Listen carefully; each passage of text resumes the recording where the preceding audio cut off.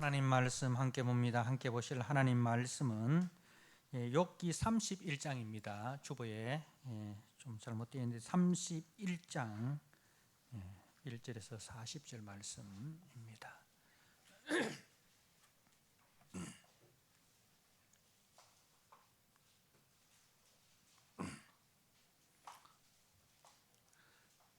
욥기 31장 1절에서 40절 본문이 좀 긴데요. 이거는 이제 욥의 최후 변론입니다. 욥이 이제 어떻게 보면 자신의 무죄함을 하나님의 법정에서 이제 호소하고자 하는데 하나님 앞에서 이제 최후의 변론을 하는 그런 장면이다 생각을 하시면 됩니다. 여기서 이제 욥의 이야기는 31장에서 마치고 이제 32장부터 37장까지 엘리후의 이야기가 나오고 그다음에 이제 하나님이 등장하고 그리고 욥이 하나님 앞에 이제 마지막 이제 하는 이야기로 욥기가 마쳐집니다. 그래서 오늘 31장 1절에서 40절을 제가 한 절 읽고 여러분이 한 절 읽고 서로 교독하도록 하겠습니다. 이제 11가지 욥이 자신의 그 무죄함에 대해서 이제 총 11가지를 이야기를 합니다. 그걸 한번 어떤 것이 있는가 한번 생각을 하시면서 읽어보시면 또 좋을 것 같아요. 1절입니다. 내가 내 눈과 약속하였나니 어찌 처녀에게 주목하랴.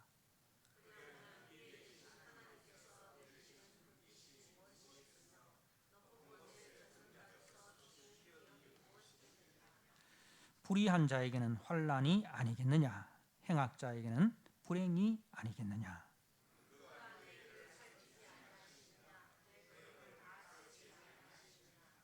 만일 내가 허위와 함께 동행하고 내 발이 속임수에 빨랐다면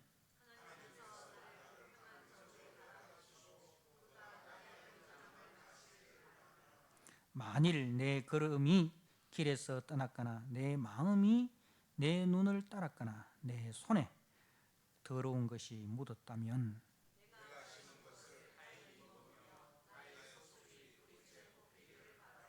만일 내 마음이 여인에게 유혹되어 이웃의 문을 엿보아 문에서 숨어 기다렸다면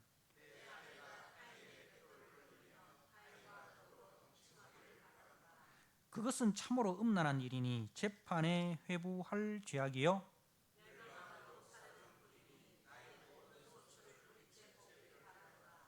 만일 남종이나 여종이 나와 더불어 쟁론할 때에 내가 그의 권리를 저버렸다면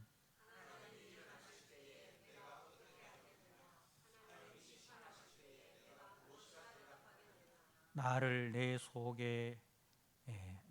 태 속에 만드신 이가 그도 만들지 아니하셨느냐?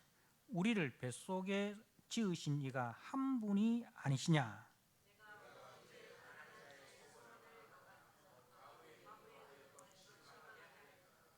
나만 혼자 내 떡덩이를 먹고 고아에게 그 조각을 먹이지 아니하였던가?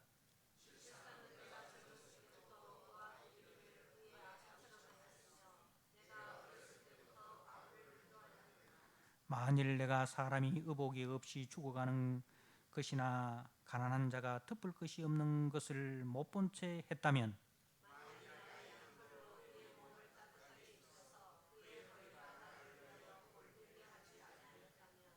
만일 나를 도와주는 자가 성문에 있음을 보고 내가 주먹을 들어 고아를 향해 휘둘렀다면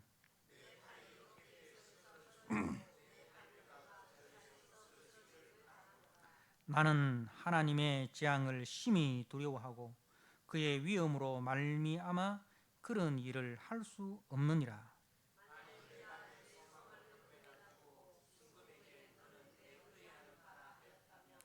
만일 재물의 풍부함과 손으로 얻은 것이 많음으로 기뻐하였다면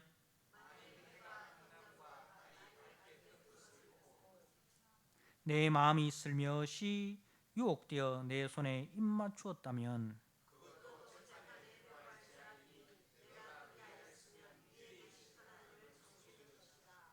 내가 언제 나를 미워하는 자의 멸망을 기뻐하고 그가 재난을 당함으로 즐거워하였던가?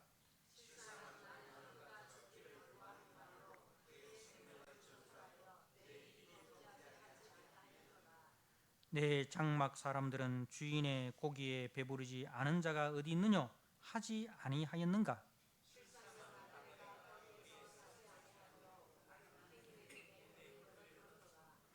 내가 언제 다른 사람처럼 내 악행을 숨긴 일이 있거나 나의 죄악을 나의 품에 감추었으며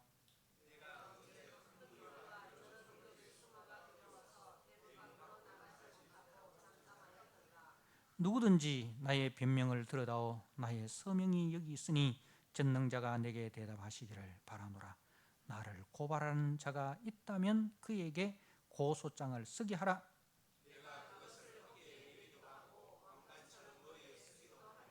내 걸음의 수요를 그에게 알리고 왕족처럼 그를 가까이 하였으리라.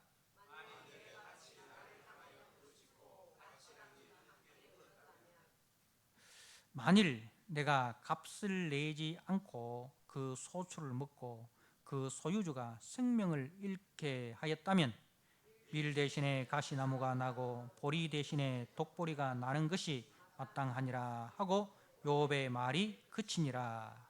아멘.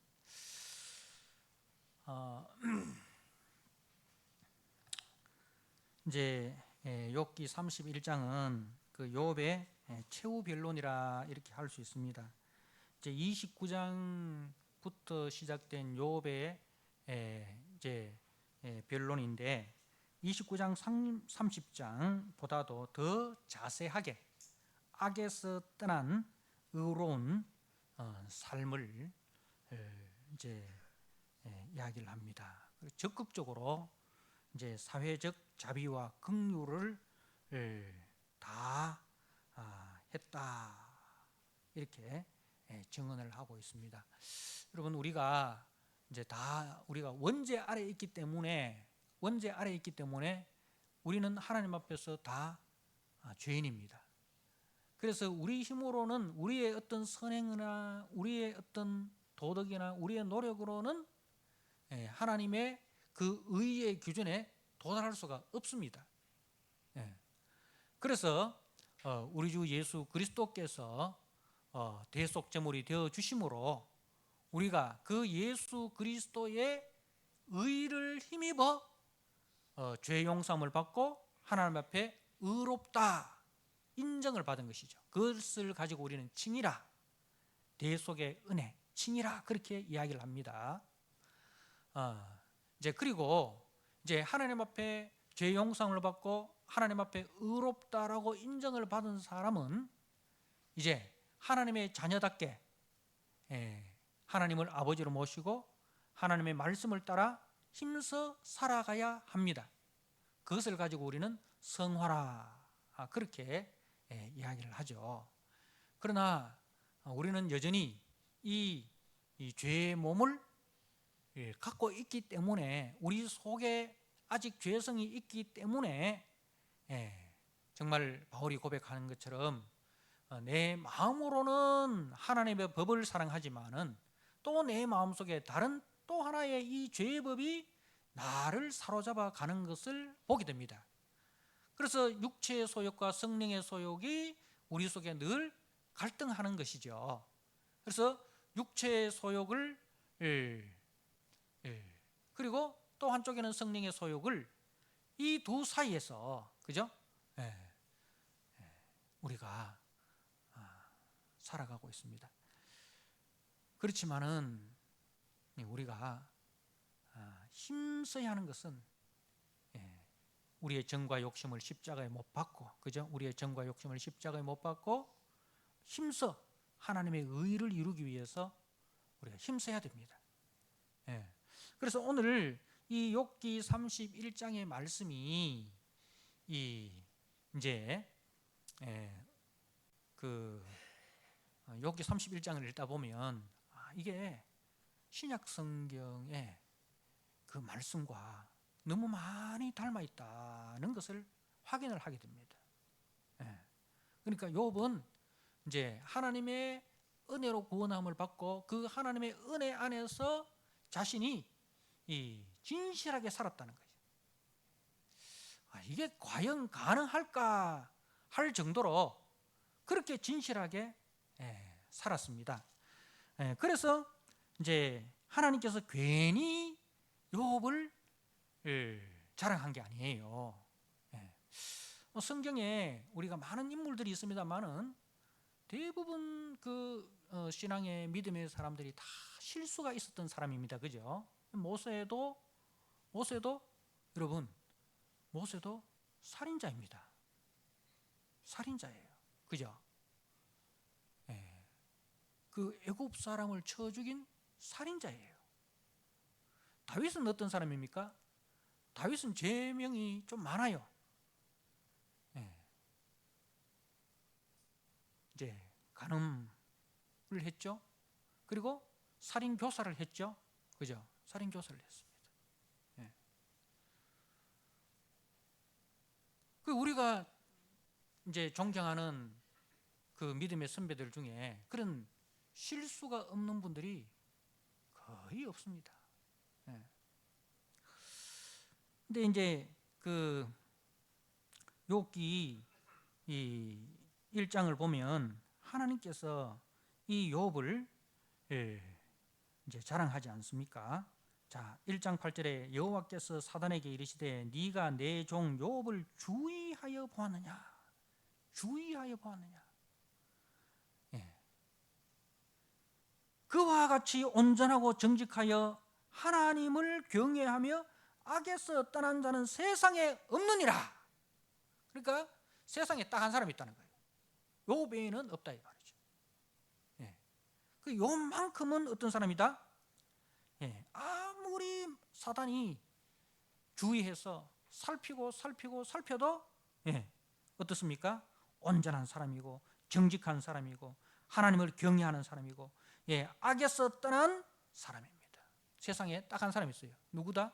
욥이다라는 거죠.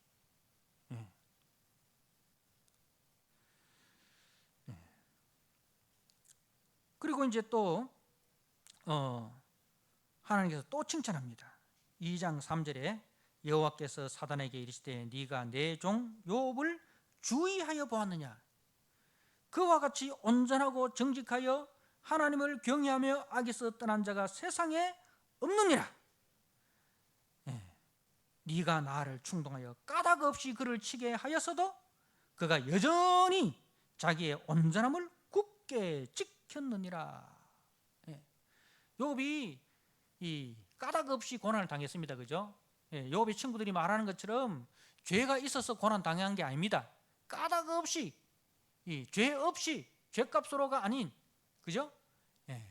하나님께서 시험하기 위해서 이 사람이 정말 순금 같은 사람이다. 이 사람은 정말 까닭 없이 하나님을 경외하는 사람이다 는 것을 테스트하기 위해서, 점검하기 위해서 고난을 주었습니다. 그죠? 근데 그 고난 속에서 욥은 어떤 사람으로 나타났습니까? 까닭 없이 아무런 조건이 없어도, 그죠? 하나님께서 부를 주시고 하나님께서 자녀를 주시고 하나님께서 축복을 주시지 않아도 그것 때문에 하나님을 경외한 것이 아니라 그것이 없을지라도 하나님을 경외하는 사람이라고 이제 하나님이 칭찬을 합니다.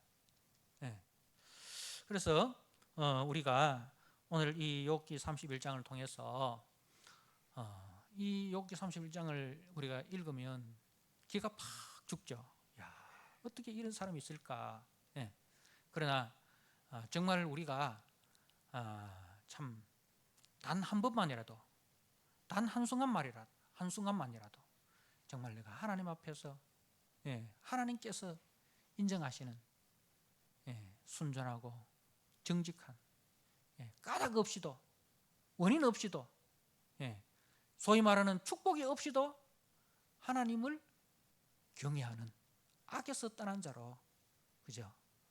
우리가 살아가고자 하는 이 거룩한 열망을 우리가 품어야 됩니다. 그래서 이제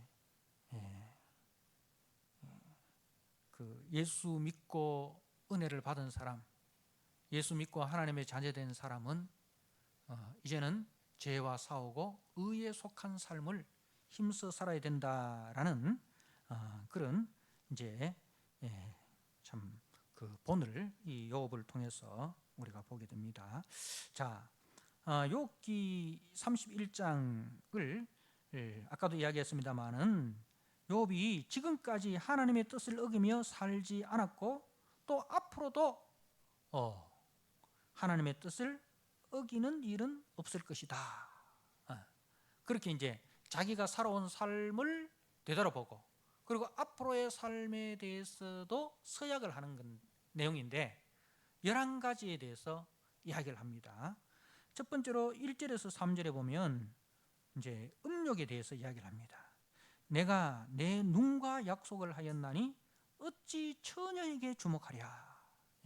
내 눈과 약속했다. 여러분, 이제 사람은요 마음이 있는 곳에 눈이 가고, 그죠? 그리고 눈이 가는 곳에 마음이 갑니다. 이 마음과 눈은 서로 연결되어 있습니다. 그죠? 그리고 어느 쪽에 딱 마음이 있잖아요. 그러면은 눈이 항상 그 마음에 있는 곳으로 가게 됩니다. 그죠? 그리고 또 눈이 가는 곳에 또 마음이 계속 그렇게 따라가요. 그 바늘과 실처럼 이 마음과 눈은 연결되어 있습니다. 그래서 이 안목의 종력이 굉장히 우리가 이기기 힘든 그런 정족입니다. 그런데 욥이 내가 내 눈과 약속했는데 어찌 처녀에게 주목하랴. 이 욥이 살던 이 고대 중동은 돈 있고 권력 있고 능력만 있으면 얼마든지 일처다부제를 할 수 있는 그런 사회입니다. 그게 뭐 죄가 아니에요. 세상적으로는, 세상 법으로는 전혀 죄가 아니에요. 그러니까 돈 있고 힘 있고 능력 있으면 얼마든지 일처다부제를 할 수 있어요. 그게 뭐냐면은 자기가 그만큼 힘이 있다는 것, 능력이 있다는 것, 돈이 있다는 것, 영향력이 있다는 것을 과시하는 하나의 그 수단이었어요. 그런데 욥은 그런 세상적 기준과 가치관을 따르지 않고 하나님 앞에서 하나님이 무엇을 말씀하시는가, 세상은 아무리 그것이 죄가 아니고 그것이 남자다움이라고 이야기를 하고 그것이 이 성공의 척도라고 이야기를 해도 나는 하나님의 기준에서 옳은 것을 따르겠다. 그런 마음에 서약을 한 사람이라는 거죠. 그래서 내가 내 눈과 약속을 하였나니 어찌 처녀에게 주목하랴. 그리하면 위에 계신 하나님께서 위에 계신 하나님, 항상 하나님 앞에서라는 거죠. 세상 앞에서, 사람 앞에서가 아니고 하나님 앞에서 위에 계신 하나님께서 내리시는 분깃이 무엇이겠으며 높은 곳에 전능자께서 주시는 기업이 무엇이겠느냐. 이제 하나님의 기준에서, 그죠? 하나님의 기준에서 나는 살아가는 사람이다. 그래서 이제 3절에 불의한 자에게 환난이 아니겠느냐, 행악자에게는 불행이 아니겠느냐. 그러니까 인과응보의 그 이제 입각한 지혜가 욥에게 있었다는 거죠. 하나님은 하나님의 기준에 합당하게 살아가는 사람에게는 상을 주지만 하나님의 기준에서 멀어진 사람에게는 하나님께서 반드시 심판하신다. 욥의 친구들이 그렇게 주장하는 그 규범적 진리에 충실하게 살아갔던 사람입니다. 그래서 4절에 그가 내 길을 살피지 아니하시느냐, 내 걸음을 다 세시지 아니하시느냐. 그러니까 하나님이 보고 계신다, 하나님이 듣고 계신다. 하나님 앞에서의 경건. 경건은 뭐예요? 하나님 앞에서의 삶입니다. 그죠? 자, 그래서 이 말씀을 볼 때 욥의 이야기가 그 마태복음 5장 그 28절에 보면 예수님께서 그때 당시에 사람들은 여자에 대해서 가늠하지 말라라는 것을 어떻게 이야기합니까? 실질적인 육체적 가늠만 하지 않으면 자기는 그 계명을 지켰다라고 생각하는데, 예수님께서는 여자를 보고 음욕을 품는 자마다 이미 가늠한 자다, 마음의 문제로 접근했습니다. 그죠? 그러니까 이 야곱은 그 예수님의 말씀을 이미 기억하고 있는 사람인 것 같아요. 이미 들었던 사람인 것 같아요. 그리고 그 말씀에 순종하는 사람이, 그리고 구약의 사람이지만은 벌써 신약적인 그 이제 신앙을 가지고, 그 신약적인 그 기준과 가치관을 가지고 살아가는 사람인 것 같습니다.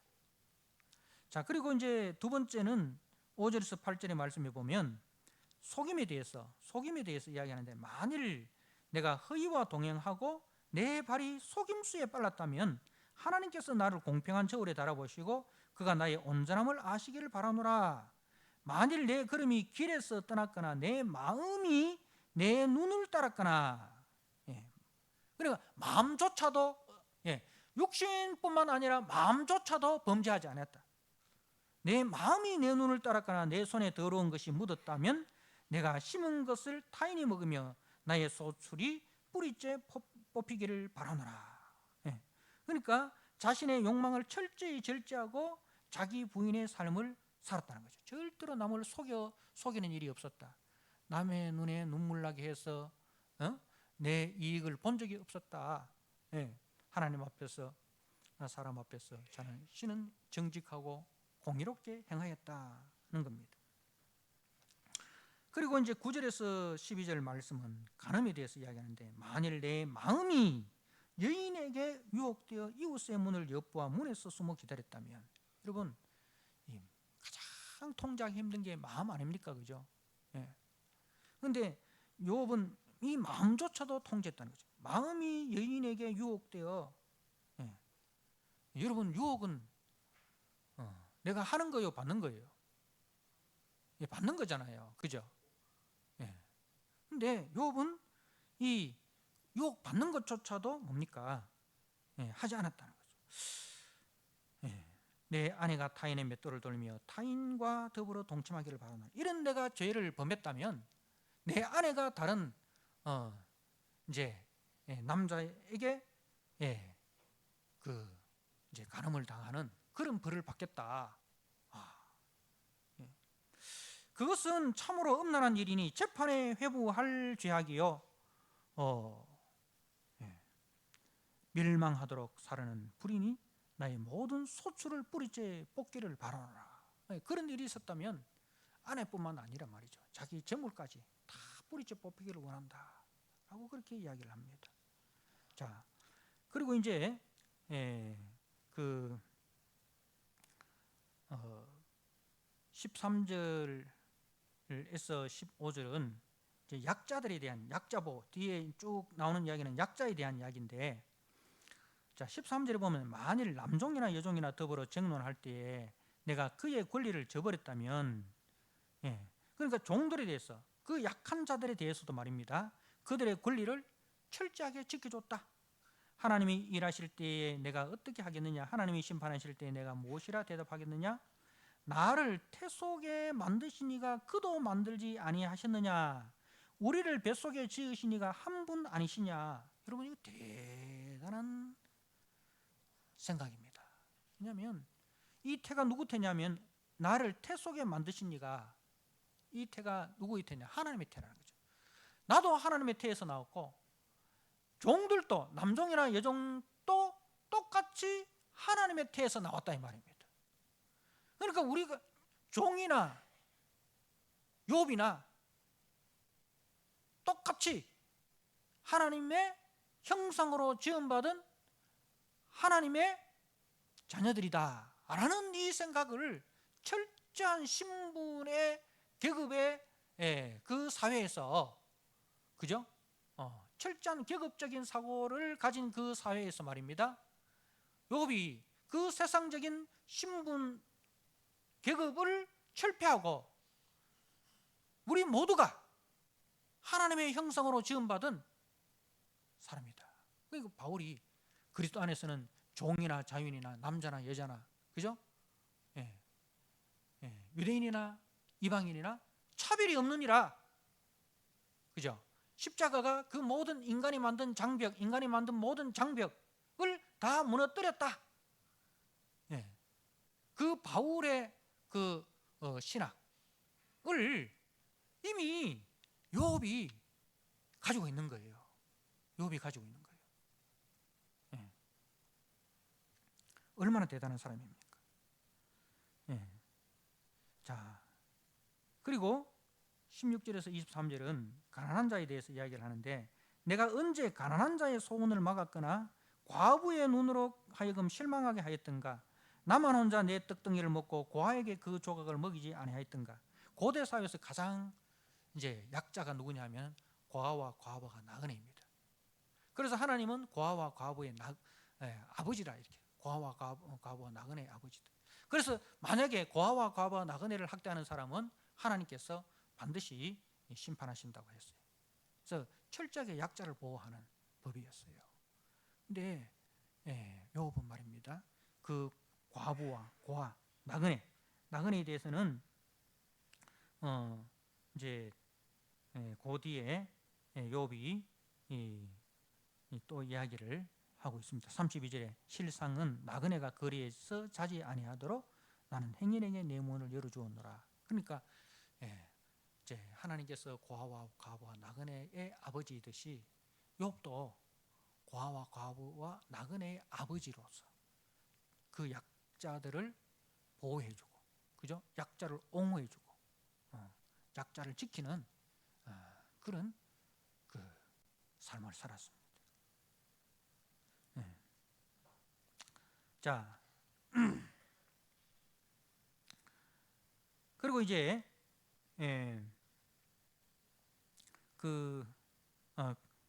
그래서 이제 우리가 야고보서 1장 26절 27절에 보면 그 가난한 자에 대해서 어떻게 하라는 그 말씀이 나오지 않습니까? 그죠?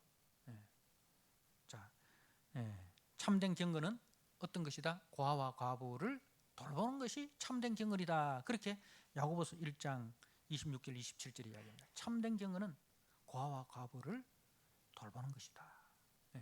그러니까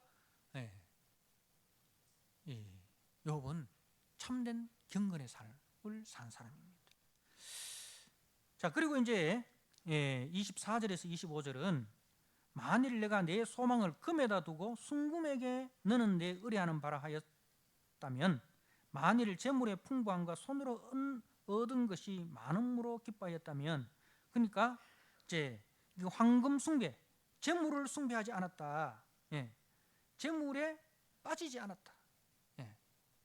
재물에 빠지. 욥이 많은 재물을 소유했지만 그 재물을 힘으로 삼거나 그 재물을 가지고 성공의 척도로 삼거나, 그죠? 그렇게 하지 않았다 이거죠. 재물은 하나님이 주신 축복이고, 그래서 하나님이 원하시는 대로, 하나님이 뜻하시는 대로 사용해야 될 축복의 도구이고, 구원의 도구이고 축복의 통로라고, 이런 철저한 청지기 정신을 가지고 살아간 사람이라는 거죠. 자, 그리고 26절 27절 26절 27절은 천체 숭배, 우상 숭배에 대한 거예요. 만일 해가 빛남과 달이 밝겠던 것을 보고 내 마음이 슬며시 유혹되어 그 손에 입맞추었다면, 그 이제 우상 숭배를 했다면 말입니다. 그것도 재판에 회부할 죄악이니 내가 그리하였으면 위에 계신 하나님을 속이는 것이라. 자, 그리고 29절과 30절에는 원수에 대해서 적개심을 품지 않았다는 겁니다. 29절에 내가 언제 나를 미워하는 자의 멸망을 기뻐하고 그가 재난 당함으로 즐거워하였던가? 실상은 나는 그가 죽기를 구하는 말로 그의 생명을 저주하여 내 입이 범죄하게 하지 아니하였노라. 그러니까 원수를 미워하지 않았다 이거죠. 원수가 목마를 때 마실 것을 주고, 원수가 배고플 때 먹을 것을 주라라는 로마서에 있는 말씀, 그죠? 처럼 그렇게 원수가 필요한 것을 제공한 그런 사람이었다는 거죠. 자, 그리고 31절과 32절은 나그네와 난면에 대해서 관대했다는 겁니다. 31절에 내 장막 사람들은 주인의 고기에 배부르지 않은 자가 어디 있느냐. 그리고 자기 집에 있는 사람들, 자기의 그늘 아래 있는 사람들은 다 자기와 같이 먹었다 이 말입니다. 자기가 욥이 먹는 그것도 자기가 주인이라고 해서 특별히 더 먹는 게 아니고, 자기 집에 있는 사람은 자기가 먹는 대로 종이든 손님이든 나그네든 그렇게 했다 이 말입니다.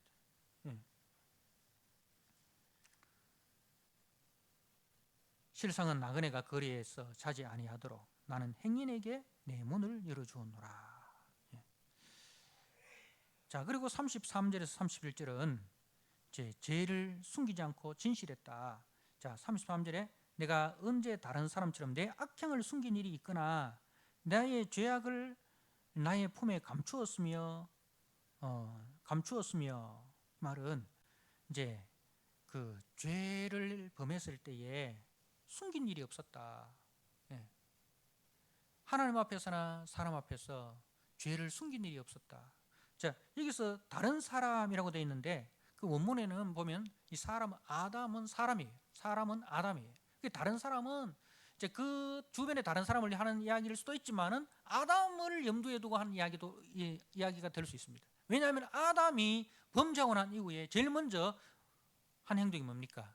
하나님을 피하여 숨은 겁니다. 그죠? 하나님을 피하여 숨고 하나님 앞에서 변명했습니다. 그죠?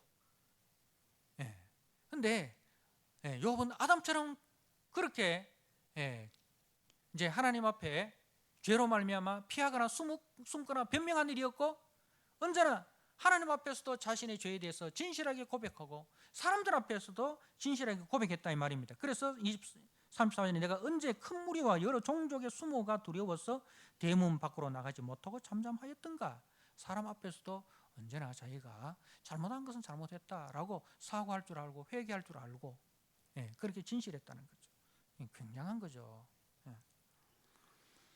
자, 그리고 이제 35절에 37절은 그 욥의 진실함과 의로움에 대해서 이제 하나님이 들으시기를 갈망합니다. 자, 누구든지 나의 변명을 들으라고 나의 서명이 여기 있으니 전능자가 내게 대답하시기를 바라노라. 자, 이제는 하나님이 대답할 차례입니다. 그런 뜻이죠. 나를 고발할 자가 있다면 그에게 고소장을 쓰게라. 자, 사람들 중에 내 죄를 발견하고 내 죄에 대해서 하나님 앞에 고소장을 쓸 사람은 서봐라. 그 말입니다. 내가 그것을 어깨에 매기도 하고 왕관처럼 머리에 쓰기도 하라. 내 죄목에 대해서, 내 죄명에 대해서 뭡니까? 어깨에 메고 왕관처럼 쓰겠다. 내 걸음의 수요를 그에게 알리고 내가 어떻게 살아왔는지를 그 사람에게 다 알리겠다.